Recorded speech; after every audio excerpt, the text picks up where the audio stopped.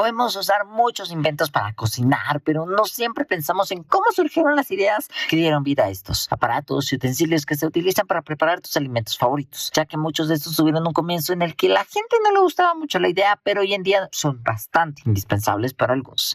Hola, yo soy Alfredo y vamos a empezar con la freidora de aire, ya que se han popularizado últimamente, pero les costó mucho trabajo llegar a este punto. Se piensa que la primera freidora de aire fue lanzada por una marca estadounidense en el 2010 como una alternativa saludable a los alimentos fritos. El concepto era bastante simple: hacer circular el aire caliente mediante las cámaras concentradas en los alimentos para que estén crujientes. Pero muchas personas no notan la diferencia entre esta y el horno convencional. Desde la pandemia, como este aparato era muy fácil de usar, empezó a popularizarse. Arrocera eléctrica. Tradicionalmente los japoneses preparaban el arroz en un kamado, un tipo de estufa que era alimentada con fuego, pero conseguir la intensidad del calor adecuada resultaba algo difícil. En 1932 se fabricó la primera arrocera eléctrica, pero muchas casas todavía no tenían electricidad, por lo que esta se usaba más en los barcos. Entre 1940 y 1950 se empezaron a vender las versiones comerciales, pero la gente no los compraba mucho. Cuando se desarrolló la primera versión automática para uso doméstico, perfeccionando la tecnología entre 1951 y 1955,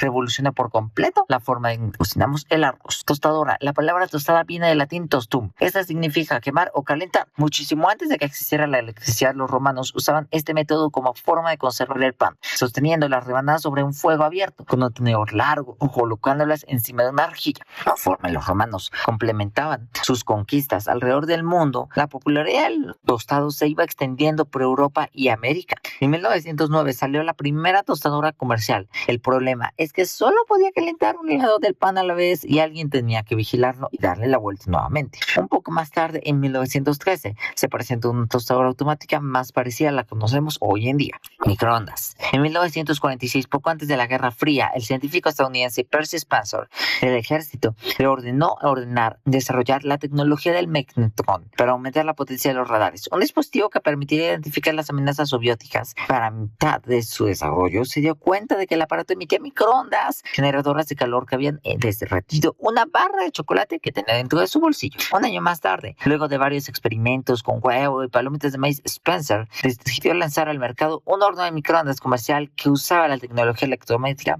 del magnetrón, pero no como los de ahora. Este récord tuvo una altura de más de 1 metro y pesaba más de 340 kilos. Es un montón a lo que hoy en día nos parecería un microondas. Justamente por este motivo es que estaba bien estorbosísimo y no fue un éxito al momento. Por eso la gente no lo quería comprar. Tardó 20 años en desarrollarse un horno más compacto y parecido a lo que conocemos hoy en día. Comida enlatada. En 1795, mientras se libraban las guerras de la Revolución Francesa, Napoleón Bonaparte y el gobierno francés le ofrecieron un premio de 12,000 francos a cualquiera que pudiera resolver uno de los problemas que más estaba afectando a los del ejército, ya que se echaban a perder muy rápido los alimentos. A pesar de que algunos métodos como el ahumado y los encurtidos eran muy utilizados, nadie sabía realmente hasta qué punto eran lo suficientemente buenos para que ya no haya gérmenes. Todo eso cambió cuando un fabricante de dulces llamado Nicolas Appert tuvo la idea de almacenar los alimentos en botellas de vidrio, taparlas con un corcho parecido al del vino y sellarlas con cera antes de hervirlas. Su método se siguió perfeccionando durante los siguientes 14 años y pasó los frascos a las latas, pero con un inconveniente: todavía no existían los abrelatas y eran latas robustas para las que tenían que abrir, y poco a poco se fueron usando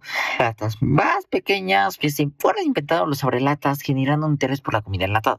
Olla de cocción lenta. El inventor estadounidense Irving Nixon tuvo la idea de crear el utensilio de cocina portátil en la década de 1930 y comenzó a venderlo 2 décadas después. Esta era una buena idea, pero no fue buena su comercialización, ya que se usaba para cocinar cholent, un guiso judío elaborado con frijoles y carne y pocos platos más. Luego de su fracaso, le vendió la olla en París en 1970. La marca no sabía qué hacer con el producto y la pusieron a prueba. Una empleada empezó a experimentarlo y se dio cuenta de que podía cocinar más que ese plato, que no era solamente para unas cuantas recetas, y se fue popularizando. Cafetera. Una de las principales fue la cafetera de goteo, que consistía en una olla con agua hirviendo en la parte de abajo y café molido por arriba. Esa se calentaba en la estufa. A medida que la cultura del café se fue extendiendo por Europa durante el siglo XIX, el proceso fue muy lento para los que no podían esperar. Por eso el italiano Angelo Moriondo inventó y patentó en 1884 lo que considera la primera máquina de café expreso. A pesar de que tuvo éxito, ese invento no se llegó a popularizar bastante, ya que solo podía preparar café a granel y producía una bebida que se parecía más al café del filtro que al expreso. A principios del siglo XX, Posteriormente, otros italianos fueron desarrollando esta idea y mejorando los métodos de filtrado y calentamiento